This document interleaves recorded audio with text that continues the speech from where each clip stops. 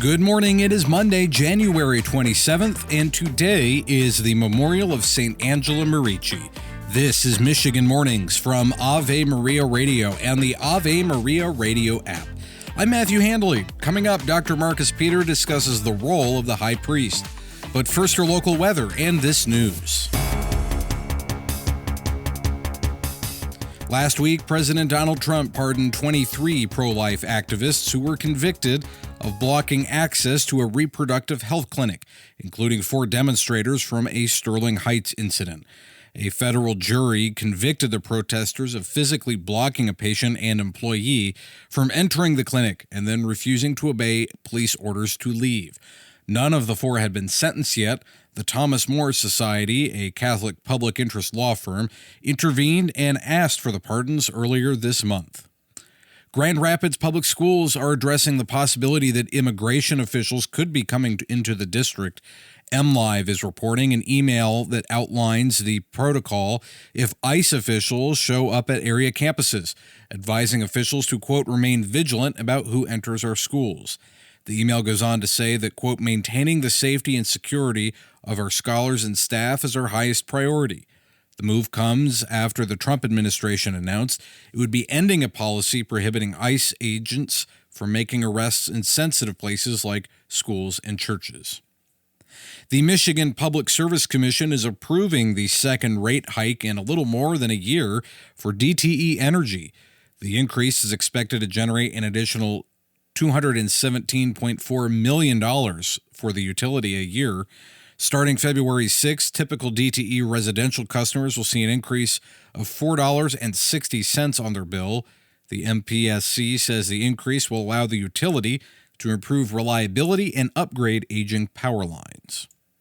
The Michigan Department of Natural Resources is giving Detroiters some safety tips as coyotes have been spotted on Belle Isle. The DNR's Tom Bissett says this is peak coyote season in the state until the end of March. There's a population here, and I think people are just now noticing it. You've seen some of the stuff on the news recently with coyotes in grocery stores in Chicago and things like that. He says people generally don't have to fear the animals, but adds that pets need to be kept on a leash to keep them safe, as they might view a smaller dog as prey. Bissett says having a fenced-in yard that is well lit will also help deter the animals. And yesterday marked the 188th birthday of the state of Michigan. For centuries, the Great Lakes region was ruled by the Ojibwe, Ottawa, and Potawatomi tribes, and the first Europeans to visit were French, including the French Jesuit priest Père Jacques Marquette. The first settlement was at Sault Ste. Marie in 1668, and the state first petitioned to join the Union in the early 1800s, but not without Ohio's congressional delegation attempting to block it. After a compromise deal that resulted in Michigan obtaining the Upper Peninsula and leaving Toledo to Ohio, it was granted statehood on January 26, 1837. This is Michigan Mornings. Ever thought you'd make a bundle by trading in or selling your used vehicle only to find out it's worth a dinner for 2? Well, it's much more valuable to donate your vehicle to Ave Maria Radio. Thousands of Americans donate their vehicle each year. The donation to Ave Maria is easy, tax-deductible, and supports our efforts to evangelize. A year from now, will you remember that dinner or your gracious and selfless donation? Go to AveMariaRadio.net to find out more. That's AveMariaRadio.net. We have a wind advisory in effect today in Detroit. That remains until 8 p.m. this evening. We'll have mostly clear skies. Our high will be 37, and we could see wind gusts as high as 21 miles per hour. Tonight, we have a chance of snow, and temperatures will fall to 23. Temperatures remain steady for the rest of this week. Tomorrow will be mostly cloudy with a high of 34. Wednesday will be mostly cloudy with temperatures in the mid-30s, and Thursday will be mostly sunny with highs in the mid-30s. We have a wind advisory in effect today in Saginaw. That remains until 8 p.m. this evening.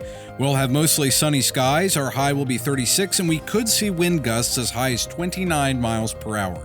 Tonight, we have a chance of snow, and temperatures will fall to 19. Temperatures remain steady for the rest of this week. Tomorrow will be mostly cloudy with a high of 34. Wednesday will be mostly cloudy with temperatures in the mid-30s, and Thursday will be mostly sunny with highs in the mid-30s. Welcome back to Michigan Mornings. I'm Matthew Handley. In Mass yesterday, Jesus read from the Scriptures in the synagogue at Nazareth, mirroring the role of the high priest.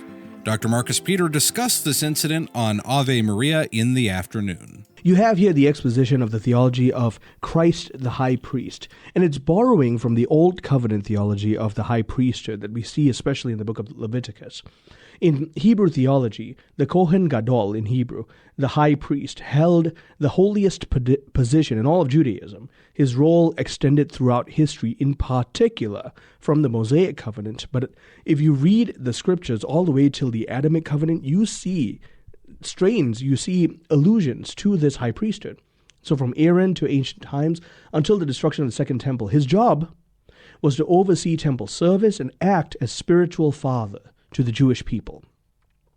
His most prominent responsibility was entering the Holy of Holies on Yom Kippur, when the most sacred time, person, and place converged once a year for the sake of the forgiveness of all of Israel.